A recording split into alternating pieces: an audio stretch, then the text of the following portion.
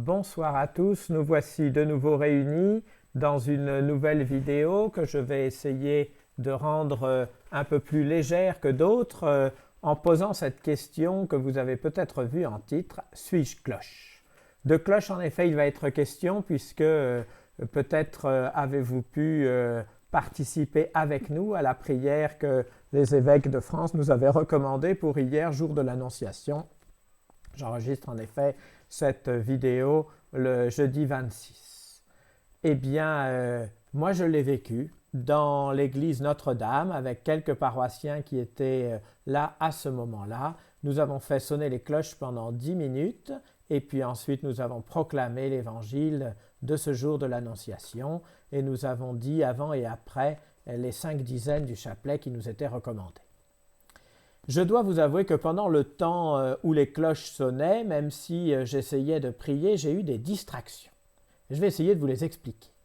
D'abord, il faut vous dire que comme je suis un homme impatient, eh bien, je n'ai pas mis les cloches à sonner les unes après les autres comme il est recommandé de le faire, mais j'ai appuyé sur les 3 cloches et envoyé la sonnerie d'un seul coup. Ce qui fait que les 3 cloches sont parties en même temps, et comme elles n'ont pas le même poids, évidemment, au début, ça a fait de la cacophonie. Et cette cacophonie, je l'ai trouvée à la fois charmante et un peu déprimante. Elle était un peu pour moi à l'image de l'info du jour, où ça part dans tous les sens, on va voir dans tous les pays, on va voir dans toutes les parties du monde, on va voir dans toutes les régions de notre pays. Et puis on interroge tant de personnes et chacun semble vouloir montrer qu'il est plus dans la difficulté, plus dans la peine, plus dans les ennuis que son voisin et en même temps chacun de montrer qu'il fait face comme il peut. C'est une véritable cacophonie où on ne sait pas très bien où donner de la tête. Cette cacophonie, elle m'a fait penser aussi, avec un peu d'humour, je le reconnais, à l'entrée de nos églises avant les messes en temps habituel, où je trouve qu'il y a beaucoup de bruit. Les gens qui sont au service et qui vont parler entre eux pour être sûrs que tout soit prêt à l'heure dite, mais aussi les gens qui arrivent, qui sont contents de se retrouver, et puis les familles qui arrivent et qui n'ont pas réalisé qu'elles étaient rentrées dans l'église, qui continuent de discuter, etc., etc. Je dois avouer que ce brouhaha est un peu agaçant pour moi, mais en même temps, il montre une certaine joie de vivre et un certain élan, alors pourquoi pas. En tout cas, c'est une vraie cacophonie qui nécessite parfois, et de ce point de vue, je dois dire sans offenser personne ni viser qui que ce soit, que je crois que c'est l'église Sainte-Thérèse qui a le monopole ou le summum chez nous de ce brouhaha où on voit que bien souvent les animateurs sont obligés d'inviter au silence avant de pouvoir faire commencer la messe.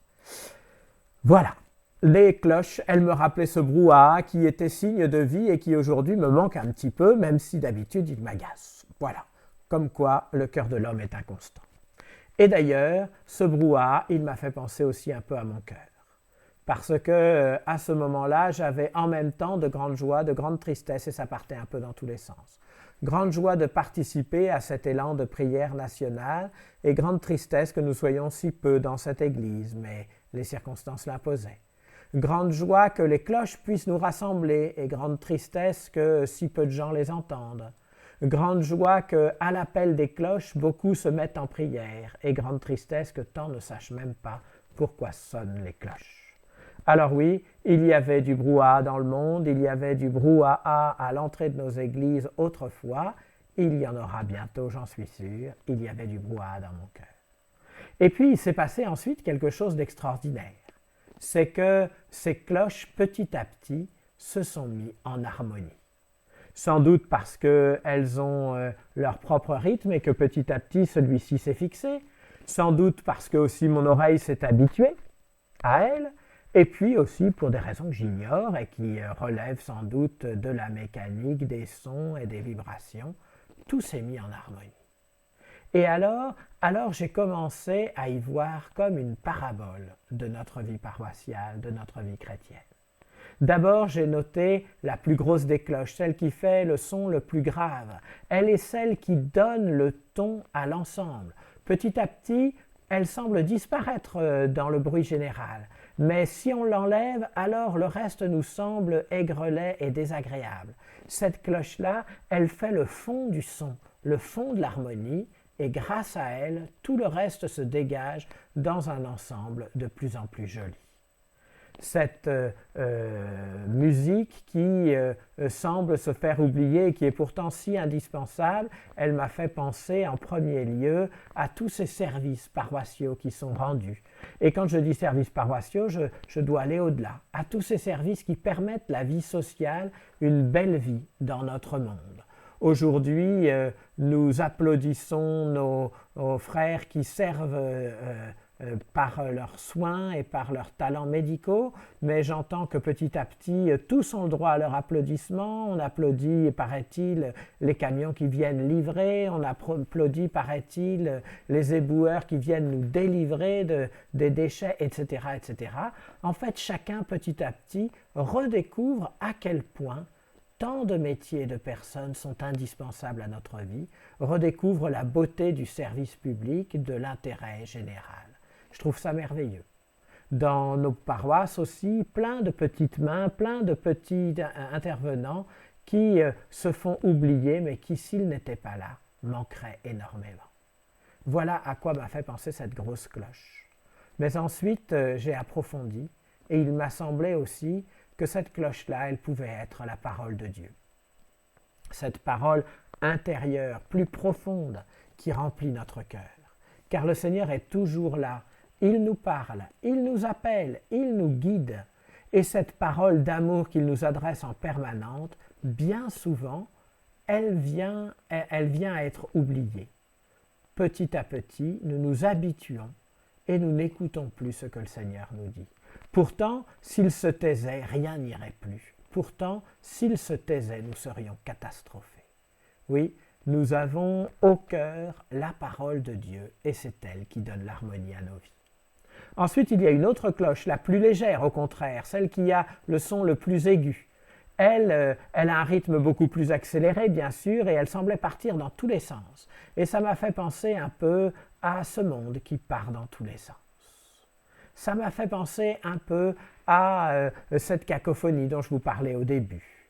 Ça m'a fait penser un peu à mon cœur aussi, qui était traversé par tant et tant de pensées, de doutes, de questions, d'interrogations. Je pense à tous nos cœurs qui, bien souvent, préfèrent se laisser submerger par des questions futiles plutôt que d'écouter attentivement ce que le Seigneur nous dit. Je pense à notre inconstance d'être humain. Je pense à la futilité de tant de choses dans la vie. Ce temps le révèle particulièrement, mais nous savons que trop souvent nous nous laissons gagner par cette extériorité, cette futilité. Alors oui, cette petite cloche-là, elle semblait un peu me faire parler de ça.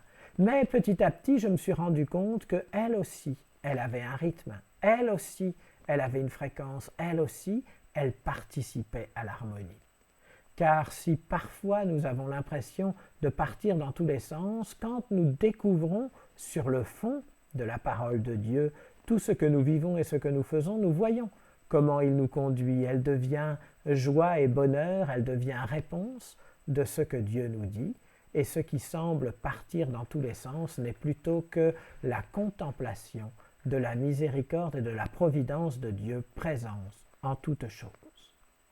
Et puis entre ces deux cloches, la plus lourde et la plus légère, il y en a une intermédiaire. Elle est celle qui fait vraiment l'harmonie, celle qui a la note la plus agréable à écouter, celle qui nous facilite la mise en œuvre ou la mise en musique des deux autres cloches, celle qui fait vraiment l'harmonie. Quand j'ai écouté celle-là, j'ai pensé à tout ce qui, dans notre vie, permet que les choses soient harmonieuses et belles. Je pense aux corps intermédiaires, je pense aux associations, je pense aux mouvements, je pense à tout ce qui nous permet vraiment de vivre bien, mais tout simplement aussi à nos conversations, à nos joies, à nos peines, celles que nous disons et celles que nous partageons simplement par un regard. J'ai pensé à toute cette vie commune, à toute cette amitié, à toute cette fraternité qui si souvent est la caractéristique de nos vies communautaires. J'ai pensé à tout cela en me disant oui vraiment, c'est cela qui nous permet d'entendre la voix de Dieu et de la partager. et en la partageant de comprendre comment elle s'adresse à nous et du coup de pouvoir la vivre en toutes choses. Voilà, 3 cloches qui résonnent les unes avec les autres et qui font une harmonie, une belle harmonie. Elles m'ont fait penser à des choses plus intérieures et plus intimes que je vous livrerai peut-être une autre fois. Je dis peut-être parce que c'est intime, je ne sais pas encore si je me lancerai. Je dis une autre fois parce que je vois que le temps tourne et qu'il va être temps que je conclue. Ma conclusion, elle est très simple. C'est que si j'ai eu ce beau moment de 10 minutes hier, ce matin, j'ai entendu à midi l'Angélus sonner. Et je me suis dit, mais Christophe, et tu cloches? Toi qui t'attristes tant de voir que nos liens ne sont plus que virtuels et passant par Internet, il y a là un lien qui est bien matériel, avec une onde sonore qui vibre et qui nous touche. Ces cloches sont notre lien qui, lui, est réel et matériel. Et ces cloches, nous les entendons au moins 2 fois par jour, à midi et à 19h, car elles sonnent l'Angélus. Voilà comment nous pouvons rendre notre lien beaucoup plus matériel. Et voilà l'engagement, l'appel que je vous lance. J'aimerais tant que tous nous puissions entendre ces cloches et dire l'Angélus ensemble. Que nous ne soyons plus seulement des cloches, je veux dire voir dans les cloches une allégorie de notre vie, mais je voudrais que nous répondions aux cloches. Alors je sais bien que beaucoup parmi vous n'entendent pas les cloches, mais je vous le dis, elles sonnent à midi et à 19h. Alors peut-être que dans vos maisons, il y a suffisamment de réveils, de téléphones et d'autres horloges qui puissent faire la minuterie et vous rappeler à midi et à 19h que les cloches sonnent et que nous sommes appelés à dire l'Angélus. Vous trouverez très facilement le texte de cette belle prière sur Internet, si jamais vous ne le connaissez pas encore par cœur. Et vraiment, je vous invite, pour que notre union soit une union de prière et une union réelle, vraie, presque matérielle, eh bien, à répondre aux cloches. Ainsi, notre vie sera rythmée par le mystère de l'incarnation, par la prière à la Vierge Marie, par les cloches et par l'amitié et la fraternité que nous trouverons dans cette prière commune. Oui, ce sera une grande joie de prier avec vous l'Angélus à midi et à 19h, et même pourquoi pas à 7h le matin pour les plus matinaux d'entre nous. Bon courage, réjouissez-vous avec cette belle prière, ne soyez pas des cloches. Amen.